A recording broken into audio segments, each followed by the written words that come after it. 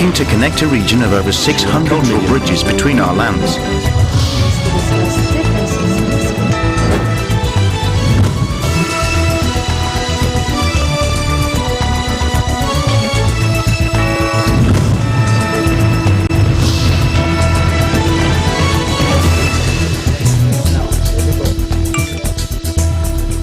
Hello and welcome to ASEAN in Focus. I'm Alma Angeles, delivering to you the latest news in and around the ASEAN region on today's headlines.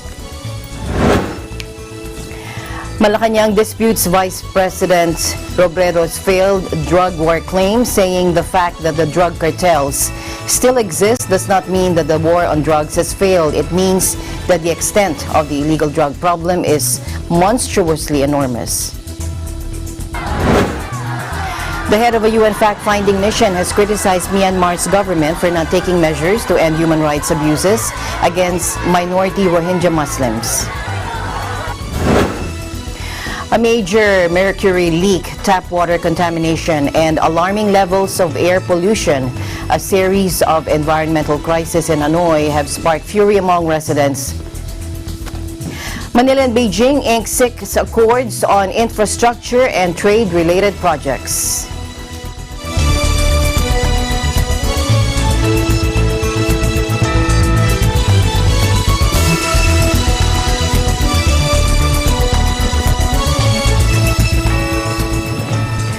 The fact that the drug cartel still exists does not mean that the war on drugs has failed. It means that the extent of the illegal drug problem is monstrously enormous, and that is according to Malacanang.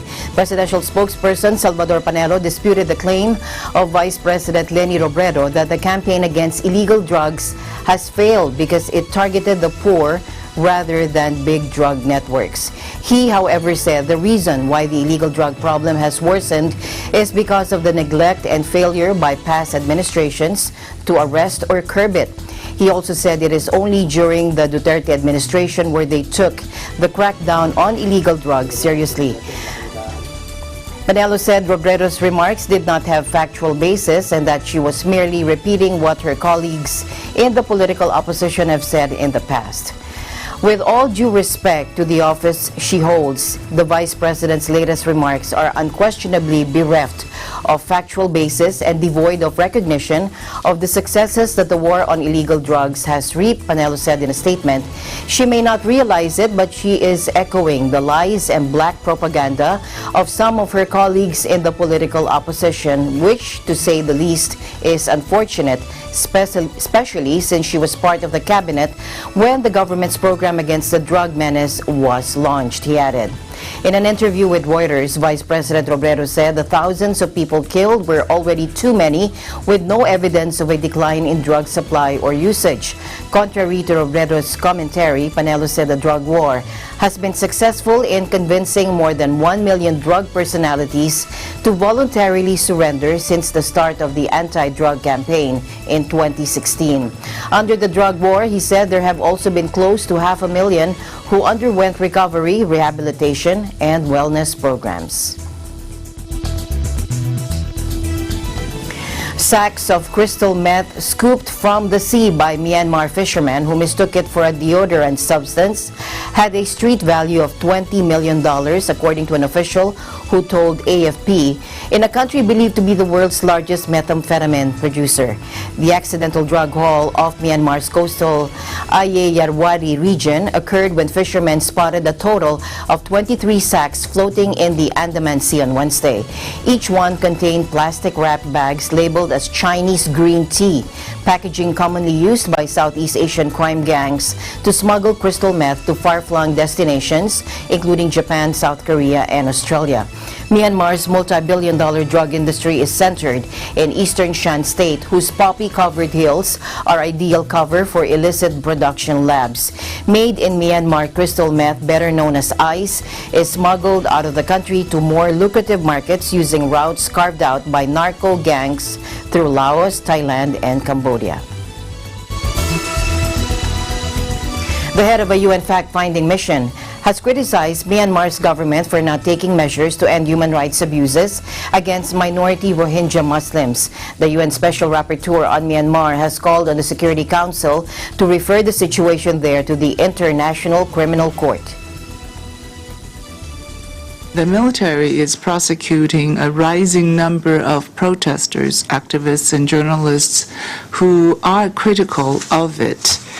As armed conflicts continue to be waged, I am again seeing conduct by parties that violates international human rights, humanitarian law, and which may amount to war crimes. In Rakhine State, the number of people displaced from their homes this year by the fighting between the Tatmadaw and the Arakan army has reached to a number of 60,000 people. Humanitarian access remains severely restricted, and with the internet shut down, now going into the 124th day, the access and the life of support for the displaced persons, it has become a more dire situation. The entire situation in Myanmar must be referred to the International Criminal Court or an international tribunal established to ensure justice for the people of Myanmar. According to Amnesty International, more than 750,000 Rohingya refugees, mostly women and children, have fled Myanmar and crossed into Bangladesh after Myanmar forces launched a crackdown on the minority Muslim community in August of 2017, pushing the number of persecuted people in Bangladesh above 1.2 million people. Since August 25, 2017, nearly 24,000 Rohingya Muslims have been killed by Myanmar state forces, according to a report by the Ontario International Development Agency. And we've been able to establish that the impunity correlates directly with their capacity to commit atrocities. The resources allowed the Tatmadaw to operate outside of the state budget and outside of the purview and oversight of the civilian government. And therefore, there is a case to be made that the Tatmadaw has been able to operate so far in the last 50 years on the basis of its access to business and economic interests in the country. The correlation is direct. Do you have a question? Go ahead. Malaysian ex-leader Najib Razak engaged in a well-planned plot to plunder State Fund 1MDB, according to prosecutors. They argued this on Tuesday as a judge prepared to decide whether his first trial over the scandal should proceed. But the defense team of the 66-year-old, who was voted out of office last year, in large part due to allegations he and his cronies pilfered massive sums from the fund to buy everything from real estate to artwork, said that the evidence presented in court was not enough to prove his guilt. After being ejected from office, Najib was hit with dozens of charges, and his first 1MDB-linked trial began in April, centering on claims 42 million ringgit or $10 million was stolen from a former unit of the fund. The prosecution wrapped up its case in August. On Tuesday, prosecutors and defense lawyers presented arguments before the judge rules on November 11 whether the case is strong enough to move forward. If it proceeds, Najib will likely begin his defense in December.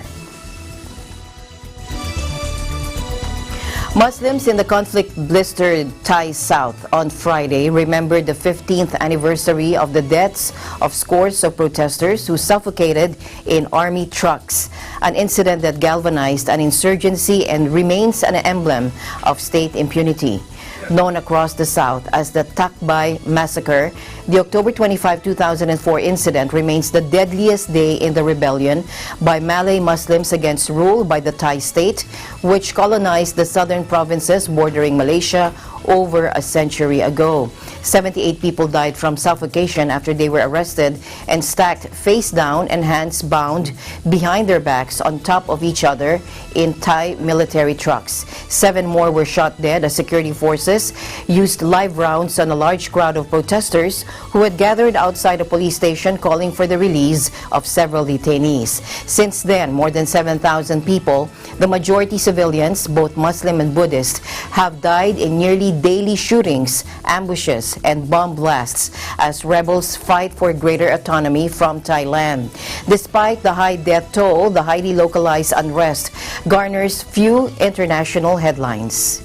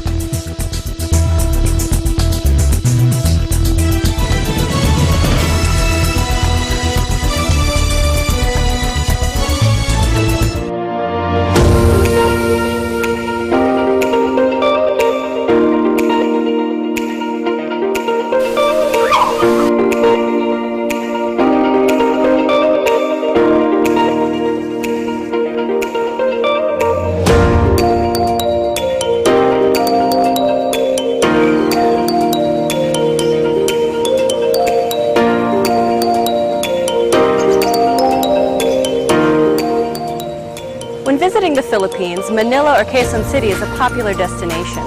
But oftentimes the hustle and bustle of the city can be more stressful on your vacation. So when you feel the need to reconnect to nature or relax again, there's a beautiful oasis just outside of the city called the Garden at Ciudad de Victoria.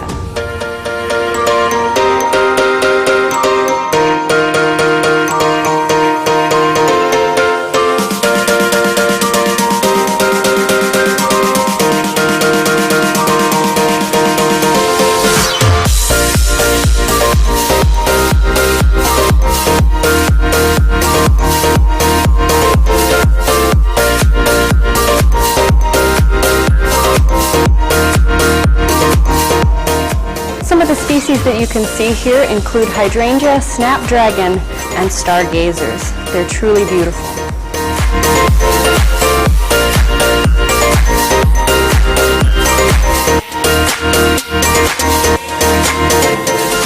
The gardens at Ciudad de Victoria are so peaceful, tranquil, and beautiful that it's become a haven for young couples and a very popular venue for engagement photos.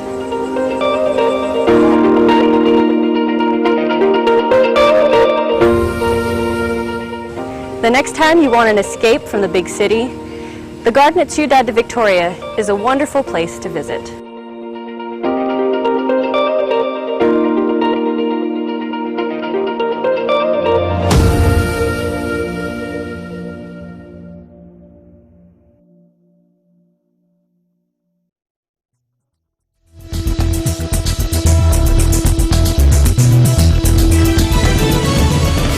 A consortium led by Thailand's largest conglomerate, CP Group, on Thursday signed a $7.4 billion deal to build a high-speed railway connecting 3 airports, the spine of an infrastructure scheme set to transform the southern coast into a tech hub.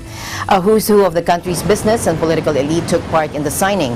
That includes construction billionaire turned health minister Anutin Charnvirakul, Prime Minister Prayut Chan-o-cha, and CP Group CEO Supachai Chirabanant. The 220-kilometer line will shuttle passengers from Bangkok's Suvarnabhumi and Don Muang International Airports to a third one near the southeast resort city of Pattaya in under an hour. The high-speed line will also serve as a link to the Eastern Economic Corridor, or EEC, an ambitious $50 billion scheme seeking to attract investment from industries like auto and tech manufacturing. President Duterte's meeting with Chinese Vice Premier Hu Chunhua signified the growing friendship between the Philippines and China. That is according to Malacanang on Thursday. Amid warmer ties between the two nations, Hu paid a courtesy call on President Duterte at Malacanang Palace in Manila on Thursday. And in a press statement, the palace said President Duterte and Mr. Hu talked about the implementation of key infrastructure projects in the Philippines that are being financed by China. The meeting also came despite President Duterte's recent admission that he was suffering or experiencing rather unbearable pain in his lower back following his recent fall from his bike.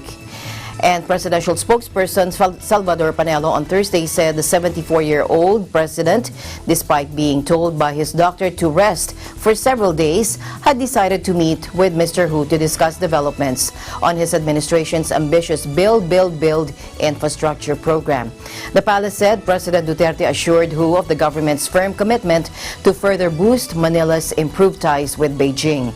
President Duterte's April visit to Beijing gave the Philippines an opportunity to secure at least $12.165 billion worth of investment and trade deals with China. Meantime, the president's stay in China in August led to the signing of six agreements between the two nations to boost their cooperation in the fields of education, science and technology, and economic and social development. Mr. Hu is in the Philippines for an official visit from October 22 to the 24th. Now, Manila and Beijing on Thursday signed 6 accords covering infrastructure and trade-related projects, according to the Department of Finance. In a statement, DOF said the 6 agreements included 4 handover certificates for project and feasibility financing and 2 bilateral documents on infrastructure and trade. Finance Secretary Carlos Dominguez III and Chinese Vice Premier Hu Chunhua led and witnessed the signing and exchange of the bilateral documents following the high-level meeting between the two countries to discuss the progress of their financing cooperation and development initiatives. The handover certificates that were exchanged covered these cooperation agreements. 1. Feasibility study for the Davao City Expressway project. 2. Feasibility study for the Panay-Guimaras Negros Island Bridge project. And 3. The Philippine Radio Equipment project. 4. China Aid container testing equipment. And 2 other bilateral documents were signed, namely the implementation of the Marawi Sports Complex and Central Market project, and the protocol on phytosanitary requirements for the export of avocado from the Philippines to China. And the Philippines is now one of the top 100 most competitive countries in the world for doing business, as it has implemented more regulatory reforms to improve its business climate. The World Bank on Thursday released its Doing Business 2020 report, indicating the Philippines' sharp improvement of 29 notches in the global rankings of the ease of doing business to 95 from 124 among 190 economies. Now, this makes the country one of the top 3 high jumpers among the economies covered by the study. The Philippines recorded the highest both in rank and ease of doing business score of 62.8 this year from 57.68 last year among the ASEAN members. Now, in a press briefing on Thursday, Trade Secretary Ramon Lopez said the Philippines performed best in getting credit, protecting minority investors, and dealing with construction permits. The World Bank said the country made dealings with construction permits easier by improving coordination and streamlining the process for obtaining an occupancy certificate. It also strengthened minority investor protections by requiring greater disclosure of transactions with interested parties and enhancing director liability for transactions with interested parties. Lopez also said the country also registered higher scores in paying taxes and slightly higher scores on enforcing contracts and registering property. Meanwhile, Myanmar moved up 6 places to 165th on the World Bank's 2020 Ease of Doing Business ranking in the bank's latest report, which cites several reforms, including creating an easier environment for starting a business and greater protections for minority investors. The World Bank said Myanmar introduced substantial improvements in 5 areas of doing business: starting a business, dealing with construction permits, registering property, protecting minority investors, and enforcing contracts. The World Bank also said Myanmar's ambitious reform program allowed the country to rise out of the bottom 20 to a ranking of 165.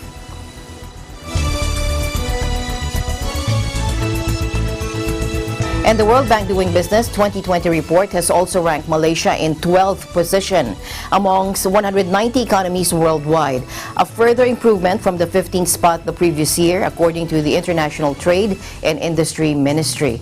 According to Bernama, Minister Datuk Darrell Lay King said Malaysia's improved performance in the Doing Business 2020 report attests that the ongoing reform initiatives are on the right track to further enhance competitiveness, productivity, and governance in the ease of doing business, as well as to promote investments which will accelerate national economic development and prosperity.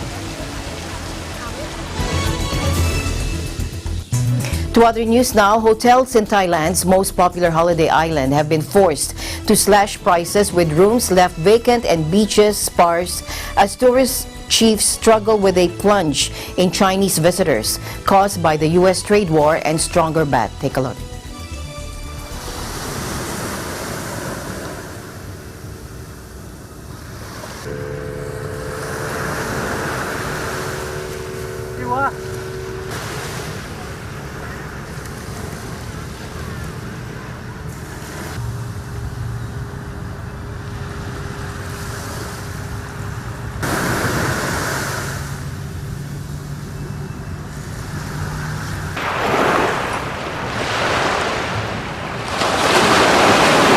The value of the baht has a lot to do with it, and maybe Thailand has been for the last 15-20 years the place to go. It was new, it was clean, it was cheap. So now it's not so new, it's not clean, and it's not cheap. So I think lots of Falang are all going to Vietnam and maybe Cambodia.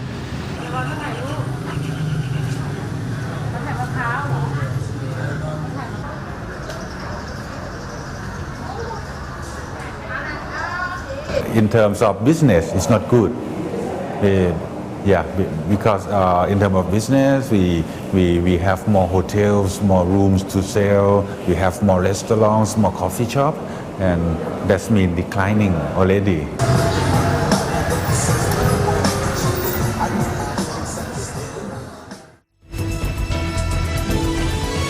A major mercury leak, tap water contamination, and alarming levels of air pollution, a series of environmental crises in Hanoi, have sparked fury among residents and accusations the communist government is prioritizing economic growth over pollution concerns. Take a look.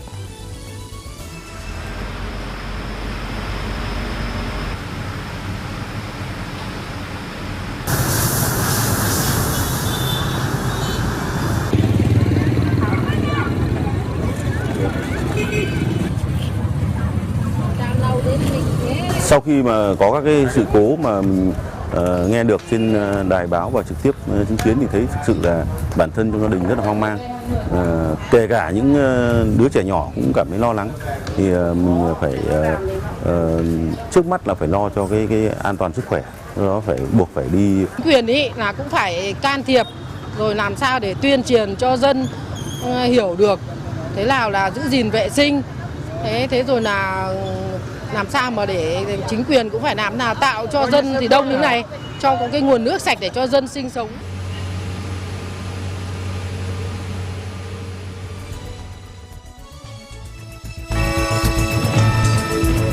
And that is the latest news in the Southeast Asian nations. Stay updated about the ASEAN region. I'm Alma Angeles, always one with 25.